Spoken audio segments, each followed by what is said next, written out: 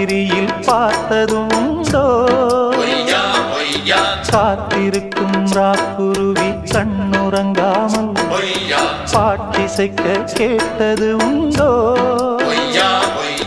நீ வாழ்ந்து வளர்ந்த இடம் வேறு நேரங்கள் உனக்கு இதற்கேது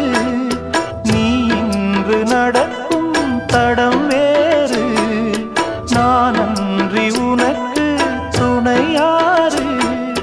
நீ தடுத்தாலும் கால் கடுத்தாலும் நாள் முழுக்க நான் வருவேன் மானே புது ரூட்டுல தான் நல்ல ரோட்டுல தான் நின்றாடும் வெள்ளி நிலவு